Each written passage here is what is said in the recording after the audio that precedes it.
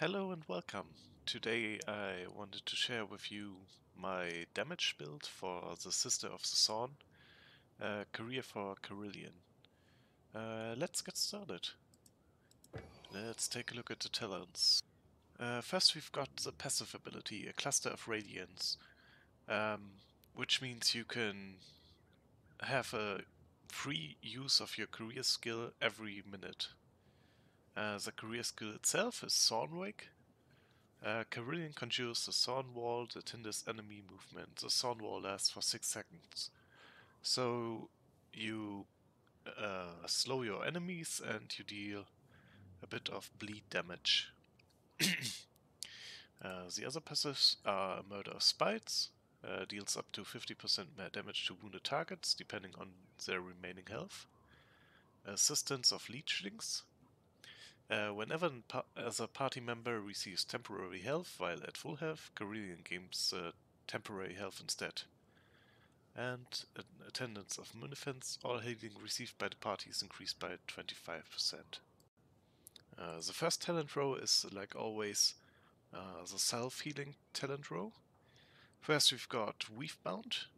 Melee crit strikes and headshots restore 2 temporary health. Critical headshots restore twice as much. We've got Martial Blessing. Melee killing bros restore temporary health based on the health of slain enemy. And we've got Eternal Blossom. As always, healing yourself with a first aid kit or with a healing draught heals the nearby allies of your party. I went for Martial Blessing in this case, so melee killing bros restore my temporary health instead of the melee crit strikes. Mostly because I think I have more out of it. The 2 temporary health, or with crit 4 temporary health, isn't that much, and I don't play her melee most of the times since this is a ranged character. So yeah, I think you've got more out of it if you use the killing blows instead of the crit here. The level 10 talent row. First we've got Surge of Malice. While above 90% health, Kerillian gains 15% attack speed. We've got Atarti's Delight. Critical strikes makes the target bleed. And we've got Isha's Bounty. Gaining health grants 5% power for 8 seconds. Stacks up to 3 times. So Search of Malice. I think it's not worth it, especially in comparison to the other two. But even without it, if you look at it, 90% elf is a high burden, even though you get a lot of health during your passive abilities here, Substance of Leechings. But still, 90% is a high burden to reach and to obtain for the 15% attack speed. So if you go into DPS, this talent here might be better for you. Gaining health is more of a raw power up for you. You get this maximum 15% power increased for every time you heal. This means through your passive ability, through the killing blows, or even if you use a necklace with health rack, I think. But I haven't tried out this yet here with Natural Bond. But I used this one here to make the target bleed, so I can have more DPS through the bleed damage and also through a Murder of Spites, that I deal more damage to wounded enemies. In my opinion, this one is slightly better than the raw attack power of Isha's Bounty. But yeah, tough choice. This is also a viable, maybe a bit better option. But yeah, in my opinion, I prefer the bleed damage here. Level 15 talent row is the same for every career there is. Smiter and Mainstay is dealing enemy against dealing more damage against staggered enemies, the last one is enhanced power. Increases total power level by 7%. This is calculated before other buffs are applied. In this case, I used enhanced power since this career, like I said, is a ranged career, and in this case, the raw power itself is better than the one against staggered enemies. These two here are more for melee careers. So we are at the level 20 talent row. First we've got Incandescence. Radiance can stack 2 times. Radiance is your passive ability here that you gain a career skill every 60 seconds for free. Then we've got Hekasti's Cruel Bargain. For each elite enemy slain near Kerillian, the cooldown of Radiance decreases by 1 second. And we've got Radiant Inheritance. Consuming Radiance grants Kerillian vastly increased combat potency for 10 seconds.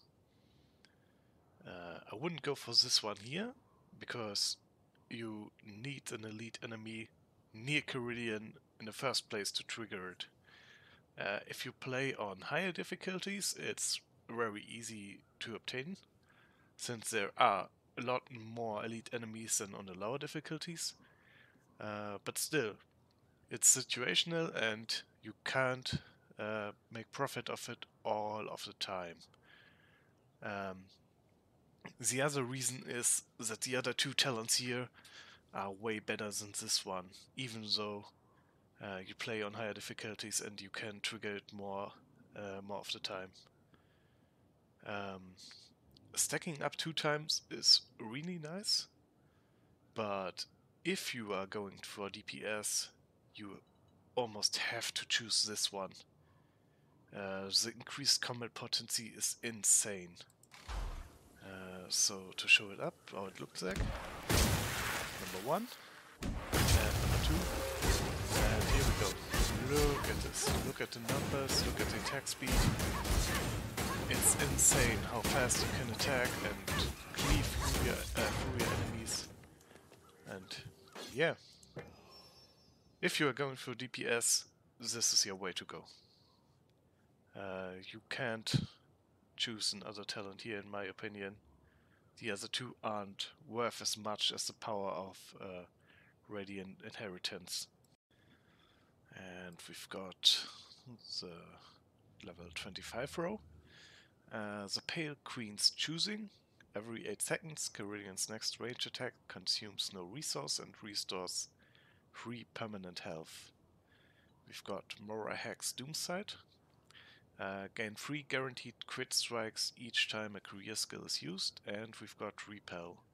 Pushing at full stamina increases strength and range of the push by 100%. Yeah, don't know what I shall say about this one here. If you look at it and you want to go for DPS, even as a support, I wouldn't go for this one. If you look at the other 2, they are way better for most of the situations than this pushing one here. Yeah, I don't know why they put it here in this row in comparison to the other 2. This one here sounds nice for a lot of self-healing, and that you don't use your range resource. Especially this one here is a good one if you combine it with Isha's Bounty. But for DPS, I would suggest Mora Hex Doomside, that you gain 3 crit strikes each time a career skill is used. And this doesn't only mean your own career skill, this means the career skills of everyone in your party. If you have a group with a lot of guys with low cooldown rates, like the Foot Knight or the Slayer has a low one, I think, you can almost have 3 crit strikes up all of the time. And if you combine it with Squander here, the trait for your range weapon, hit strikes restore 5% of maximum ammunition, can trigger once per attack. So, if you use your career skill, you've got the 3 crit strikes down in the left corner. 1, 2, 3. And if you crit, as you can see on the right downside, you don't consume your ammo anyways. So, in combination with the trait and this talent, you get almost the same as this talent, apart of course from the permanent health you get. So yeah, definitely the guaranteed crit strikes here. Last but not least, the level 30 talent row. We've got Iron Bard Thicket. Increases the duration of Thorn Wall up to 10 seconds. We've got Blood Razor Thicket. Increases the Thorn Wall's eruption damage and makes it apply bleed, but lower both size and duration. And we've got Black Venom Thicket. When the Thorn Wall expires, poisonous thorns explode outward, causing nearby enemies to take 20% increased damage for 10 seconds. Yeah, increasing your Thorn Wall sounds nice, but not for DPS purposes. I mean, it's in this case just for blocking the path for your enemies, that they have to go around it or wait behind it. So yeah, not really useful for DPS purposes. I used Blood Razor Thickets that I apply more bleed damage, like I did here. That the crit strikes make more bleed, so I can go full on bleed, so make the best of Murder of Spites here. It is lowered, yes, but if you can look at it, it's still a great nice circle in this case. And you can hit multiple enemies at a time with it, and the bleed damage spreads, so yeah, this is the best one for me. Black Venom Thicket here is more of the support option in my opinion. As you can see here, it's way wider in comparison to the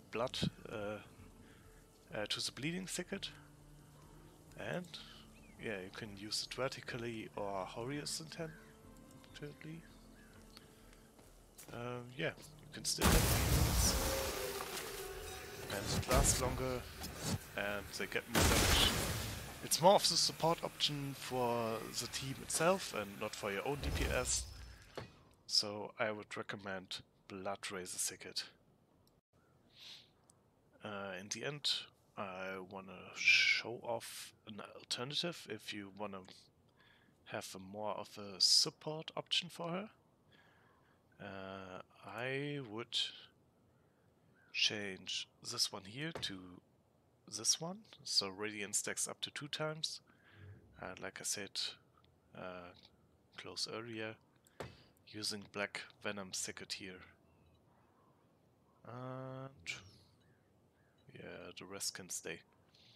So you can use your ulti more often, and if you do so, the enemies get more damage increased for all of your party, so everyone in your team can make more damage. Instead of using the Javelin here, if you're going to support, I would recommend the Deepwood Staff. As you can see, throw this stuff around, and with the right click, which I can't show here, you can lift up an enemy in the air and immobilize him. It's especially good against specials like the Warp Fire Thrower, sorry, leeches, Stormweavers and stuff, so they can't use their skills against you. Yeah. And so here it's